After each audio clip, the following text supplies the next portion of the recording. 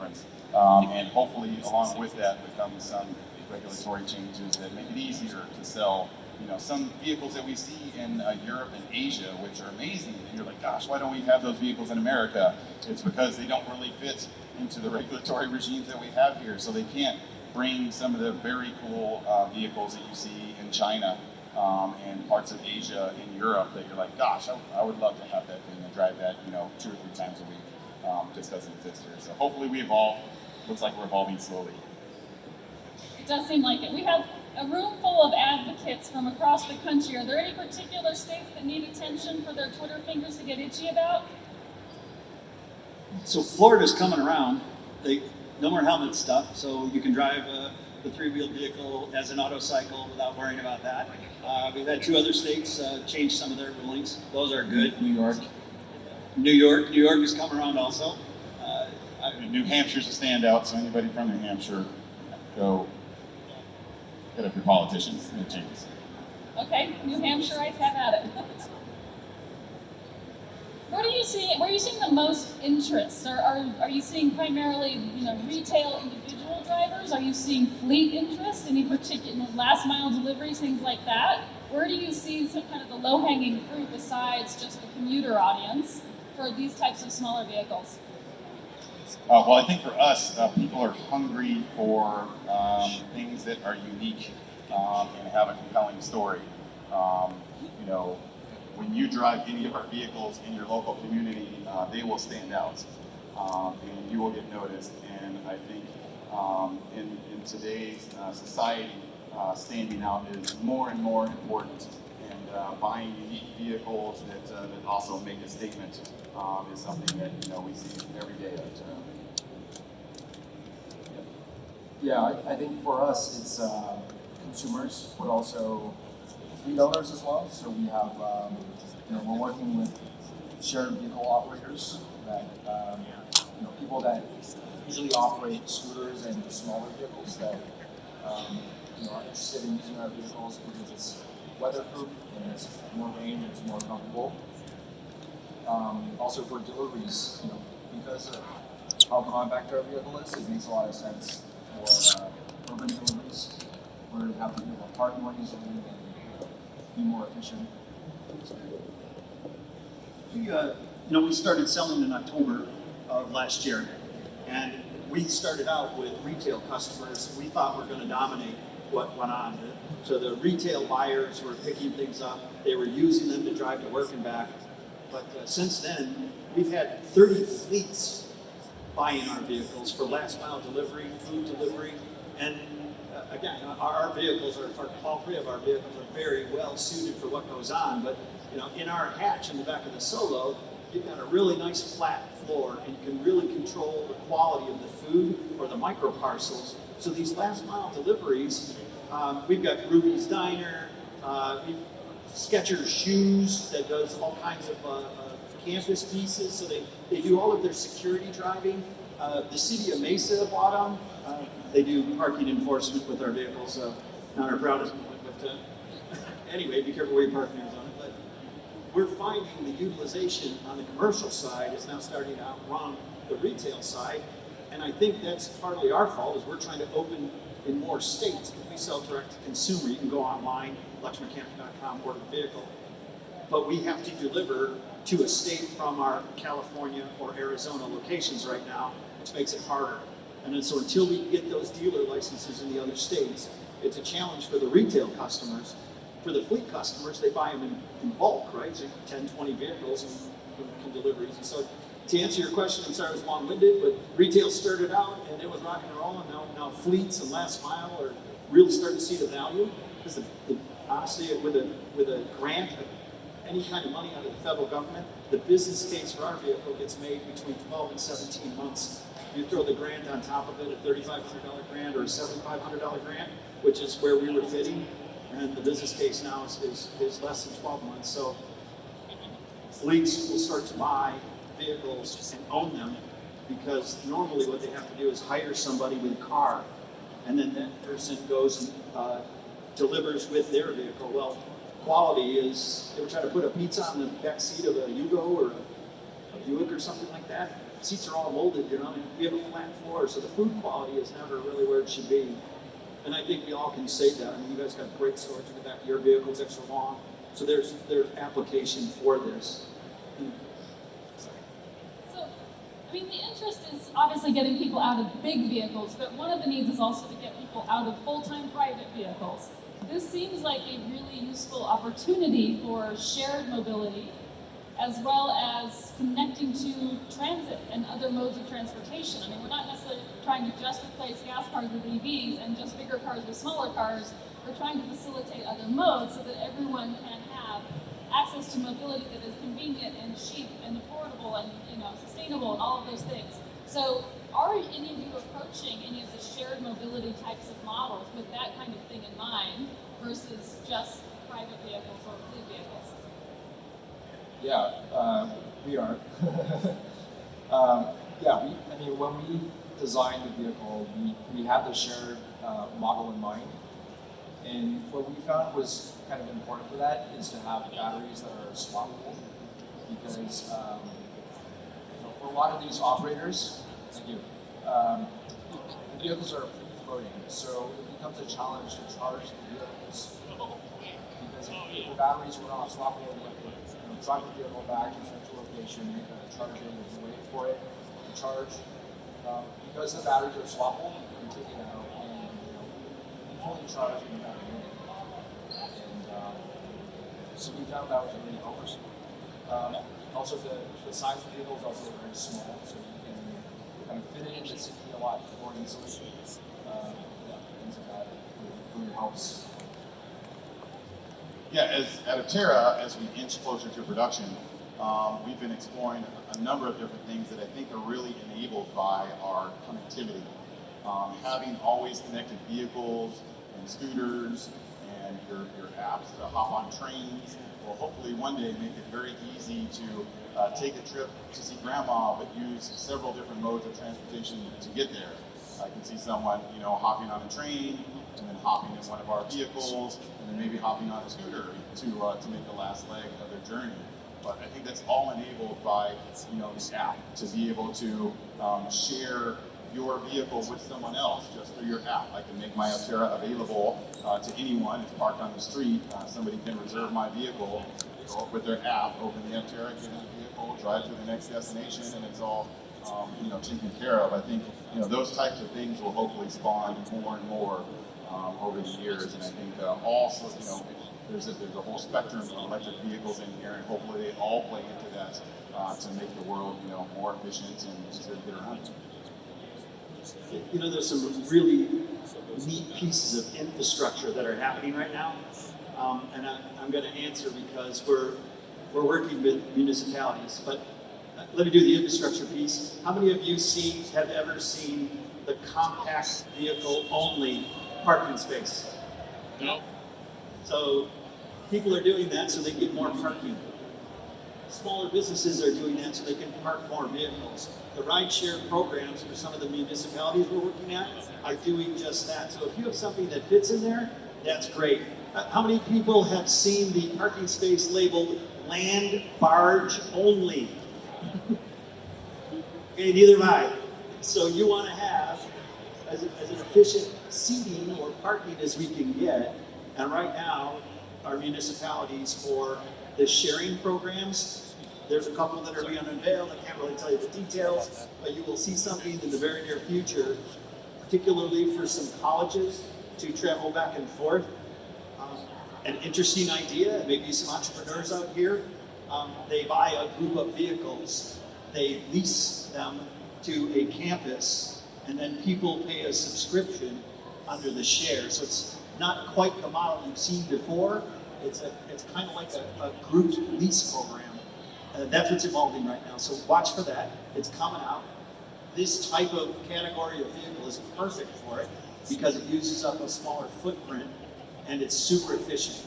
And maintenance is almost nothing. So you can really, really leverage these types of vehicles for that commuter use as an individual basis. And when you're driving in it, you get personalized, which is what people want to be recognized as an individual. You're not driving the same thing that that looks the same as everyone else. You're riding in something that you get noticed in, which is what a lot of people used to do. That's why big cars came around. People worked on power and size. And as you had a larger and larger car, it wasn't necessarily safer. There were no seatbelts in those older cars in the 50s and 60s. You were recognized by the size of the vehicle you drove in. How about we change the paradigm here? We put a vehicle that's beautiful. It's got utility in it.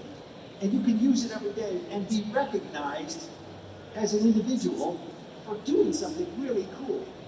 Because all the land barges look the same. I don't know if you look, but they're basically all very, very uniform. I think if you look at these three vehicles, there's beauty, there's style, there's flowing lines. It's not RoboCop, right? It's not a square front end with one straight line. It is the beauty of design meets the utility of what you need. That's what we're trying to do. Now, I didn't say get rid of your bigger vehicles. You still got to put the family in the vehicle and take them to the beach. But you know, I'll challenge you with something. I'll bet you most of you that have a 4-passenger vehicle wanted to take your family on a vacation, go drive to Florida. Your vehicle isn't really big enough, your 4-passenger vehicle, so you go rent another vehicle, right? Got a Suburban or a Tahoe or something, so you can pile other people in. Well, all that time that you were driving around in your 4-passenger vehicle, thinking you had all that extra, you were all alone driving to work and back, you lost all of those dollars.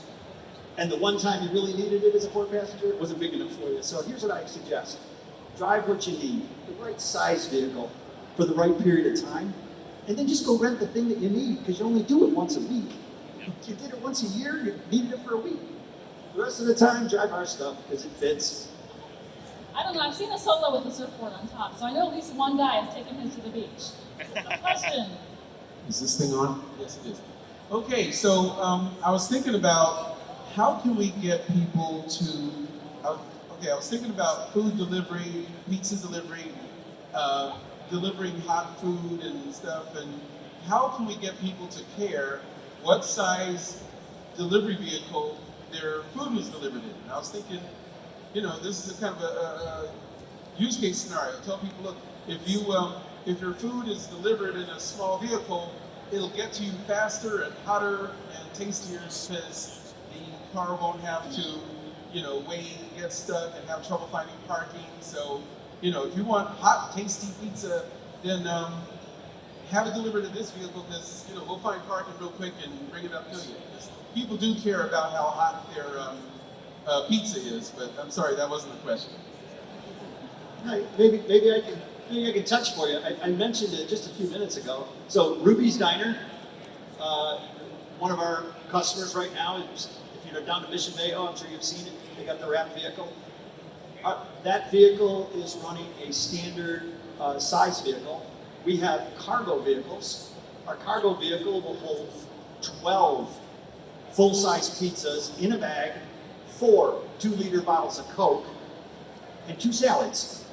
And they're all on a flat platform with it thermally separated, hot stuff on the top, cold stuff below. The quality of those things means you have a choice. You can buy a standard vehicle, or you can buy the custom-designed cargo type vehicle. It's there today, and I'm telling you, security guards, delivery, they are seeing this value. It's happening now. And the more you look out there, you'll see vehicles wrapped with Mountain Mike's Pizza and other folks that have the right idea. Which, I don't know if you're familiar with the sandwich shop. They also ride around yellow vehicle, beautifully wrapped. They got a Solo also. When they're bringing their vehicles in, we actually have a little holder that sits on a perfectly flat platform, so the quality of the food is not one of the top things they look at. So hopefully I answered your questions, and hopefully more and more as you receive deliveries of high quality food, you'll say, hey, wow, it was in that vehicle. Probably a Solo, maybe it's a cargo, who knows? Now I'm hungry for pizza.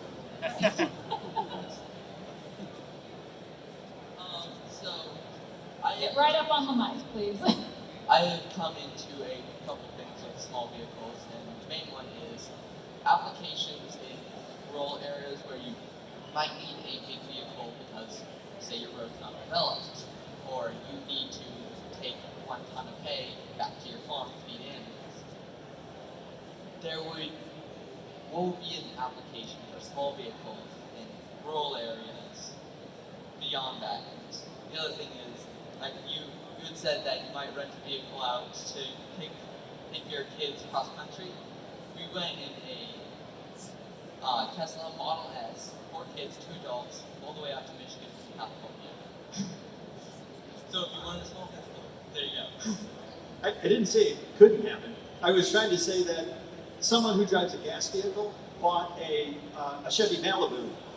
And in their Chevy Malibu, when they wanted to take their 5-person family, husband, wife, 3 kids, they don't have room to put the luggage in the trunk. So they go and rent a Suburban to drive to Florida in so that they can go to Disneyland, or they come to California from middle of the country. So I believe it'll happen. But if someone's arguing you got to have a really big vehicle all the time, if you need to drive that, and you drive, you guys realize that there are 130 million people to drive to work and back alone every day. About 20 million people carpool. You could Google this. I'm not making it up. So if all those people are driving alone and back every single day, 5 days a week, and let's say they go to the beach on Sunday, okay, drive the 4-passenger to the beach on Sunday, but if you're going to work and back every day, why do you want to heat and cool empty seats? That's range. The air conditioner. You run the air conditioner, you got to cool off empty seats. That's range. Your heating, it's the same thing. You want to run really as efficiently as you can, because that's why you're getting an electric vehicle. Isn't that what it's all about? So look at what's happening, and look at how you use something 70% of the time. You make a little shot up to the pharmacy. Okay. And the next panel with Mickey, you can dive right into that. Sorry about that. Okay. That's all right. We have time for a couple more questions. We'll try to go through them quickly to get to everybody. Hello, I'm the CEO of a global company, also work in China, the largest electric vehicle market in the world. Now live in California, the largest electric vehicle market in the U.S. I'm ready to purchase today, one for myself, one for my business. I just need to do one thing that I can't do, and that is rent the car for a day to make sure all of our equipment can fit in it, check out the range, see how our application is going to be, determine I'm going to buy one for myself, how many I'm going to purchase for my business. So my question is, how can I rent one of your vehicles for one day to justify the business case, as well as to see how many we want to purchase? I tell you what, raise your hand, Chris. To this gentleman here, I'll give you one today. We'll let you take one for a week just to make sure it fits. If you need a cargo, which has got more space Yeah, here, with the cargo. I'll just connect with it. We'll make sure we take care of your needs. You can buy one today. Great. I'll let you take one of these home today if you want. All right, thank But we have brand new ones right in Huntington Beach, so just connect with Chris, okay? And the other thing I'll mention to you, it's an honor to have you all here today, training us, giving us information. If you need expertise to get into the China market, I'm the person, let me know. Thank you. Make sure you leave that business card, because we do have some connections, but that is an emerging area also. We have a global strategy, right?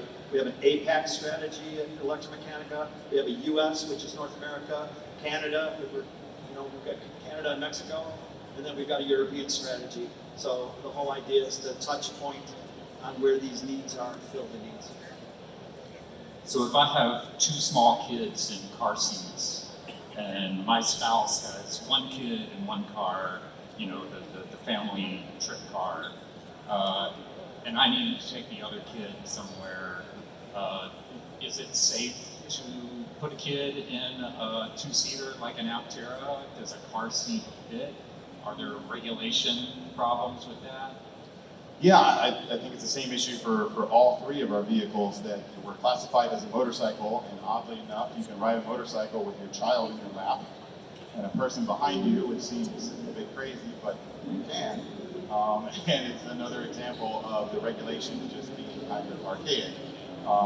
There's certainly the ability to latch a car seat in the passenger seat or the rear seat of any of our vehicles, but there's not a lot of regulations around it, so it's really up to us to decide, and you to decide how you use those vehicles. Obviously, we all have a very safe vehicle, so it would be appropriate to take your family, your children, your grandma. I heard that as yes. Yes. Last question. Yeah, yesterday I was at the Aptera booth. Sorry, can you get Oh, I'm closer sorry. or louder? Yeah, I'm sorry. I was at the Aptera booth, talking with a woman, and she said she could never drive one because she likes her SUV, and she couldn't tell me why, but she likes it. Is there some way to defeat that? Is there some way to argue that? I think all of us would probably echo, and I'm sure you guys have comments, that our vehicles are not for everyone. And you know, I'm from the South, and I have a lot of relatives back home that would never put their bodies in a three-wheeled vehicle or anything that looks unstandard. So I think you know, part of the beauty of what we're doing and creating is you know, different types of mobility for different types of people. And as these mobility devices become more popular, they will become more familiar and more people will embrace them. But for now, it's definitely an uphill battle for a large segment of our society that would never buy an electric vehicle alone, an electric weird looking vehicle or something with three wheels. So it's everyone in this room and everyone in this building that's helping to foster that, that community of understanding, but it will take time. I think, really truthfully, we tend to drive, I'm part of the crowd, tend to drive what we feel we're safe in. And when someone looks at our vehicle or any one of the vehicles and they get in it and they drive it and they feel safe, they're a lot more likely to do it. And if they know how much safety engineering went into it, they feel even more comfortable. And when there's crash data and other pieces that come out with it, it keeps moving it up. But there's a little bit of a mental stigma with three wheels that isn't stable. And I say go take a test ride. I've yet to see someone get out of one of our three-wheel vehicles. It's very stable, very safe. That's 80 miles an hour. We speed limit around 82, 83 miles an hour. But go take it out on the freeway and feel it. Take it around the city and feel it. You get out if you don't feel safe, and they're right out there driving. If you really don't feel safe, let me know. Something's not right. I mean, it really, honestly, is everything you want. It's engineered that way. It just looks funny because the back of the vehicle's got one missing wheel, as everybody knows it, but it doesn't feel that way. You gotta get in and drive it once. Comfort comes from feel. Safety comes from security, how you feel. As we all know, the best way to get someone to consider an EV or a new type of vehicle is to let them try it. It's age-old axiom, butts in seats. Thank you very much, panelists. Thank you guys very much for joining. If you want more of this conversation, plus our promoter, if you want to talk on the other stage, if you go to Bloomfield, any questions you can get answered, you guys will be around. Look forward to the rest of the day. Cheers to all you guys. Thank you. You're the consumers.